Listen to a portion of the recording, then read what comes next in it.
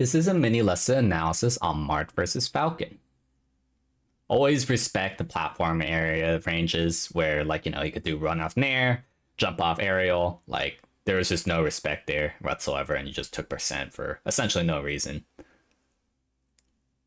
So, if you don't believe in up throw up tilt, because, like, maybe you have the lower port, maybe, like, you don't think they have, like, 1.0 Cardinals, or you don't think they're good at double jumping out, there's actually no point up throwing. Like, you should have just down throwed instead. Like, you should have gone for a tech chase. Down throw or forward throw, both are fine, actually.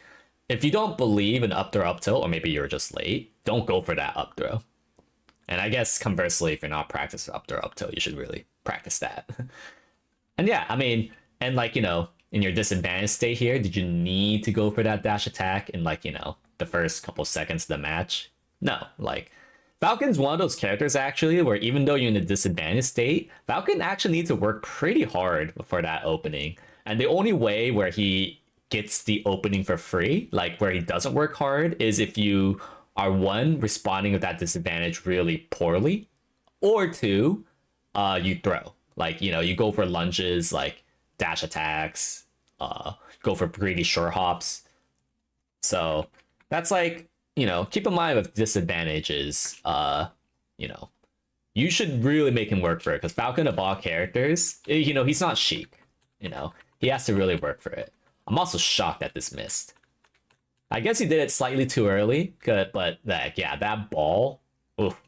Yeah, you gotta like either do it a little bit faster or a little bit later. You were at the lucky in between. Unlucky in between, I guess I should say.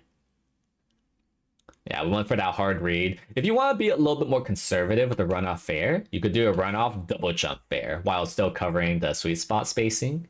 Just letting you know. Also, you could have sweet spot around this for sure, but that's something to keep in mind, that you could always sweet spot around, not sweet spot, you could play that runoff fair mix up a little bit safer, where the runoff double jump fair, it's a little bit slower, but it's definitely way safer.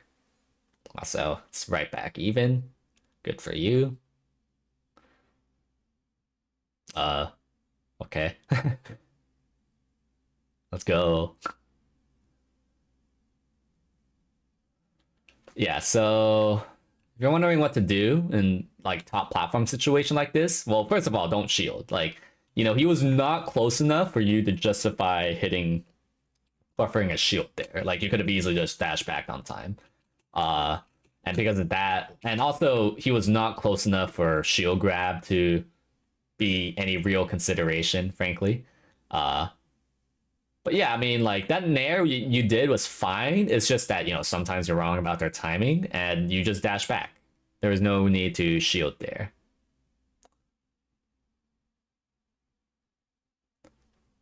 Okay, yeah, these nairs are good. What is not good is disrespecting the ledge option, where, like, it seemed like pretty often you're just not too aware of Falcon's general ranges when he is a little bit closer. And also, one thing to note is if you want your aerial to be a little bit more reliable, you could just rising fair if you know for sure they're gonna go in.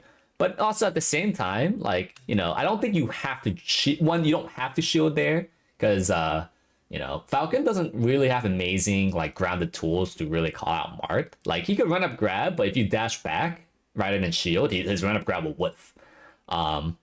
And you could always at least reactively confirm that he short hops, and then you could always shield it or CC on reaction. It's still, like, not a great disadvantage. What I'm saying is you could always shield on reaction with Falcon's stuff, except for his run up grab. But he's so far away where run up grab would actually lose to a dash back there. So at the end of the day, that nair wasn't even really like a necessary interaction.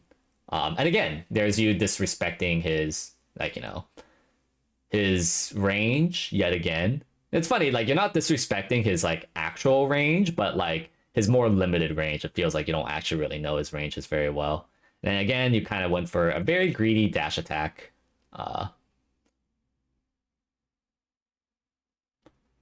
Then, bad ledge option.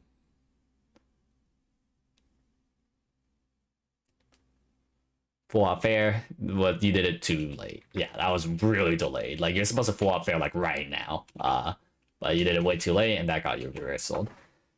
So my summary is that you are kind of not responding very well with your general disadvantage states. Very similar to the Sheik one. But instead of disengaging, this one's different from disengaging. With Sheik, you want to try to like with Sheik disengaging and disadvantage, you generally want to try to avoid her. But with Falcon, you want to try to be very reactive because Falcon's a lot more limited in terms of his mix-up games. His mix-up game usually involves him jumping because his ground options are pretty bad. Which is like generally the reason why you want to disengage against Sheik is because her ground option is really good, so you kind of really want to avoid her if you can. With Falcon, you could be right in front of his face a lot of times and still like reactively being able to maneuver around him. Like you could disengage, maneuver around Falcon, and there's no need for gambles like dash attack, short hop nair, and hope that the knee doesn't get in between. That was, and you know, that's like the biggest thing that I think you can improve your neutral. The other thing was like not respecting his like run off platform option, his ledge option, and also refining your punishes as well would go a long way.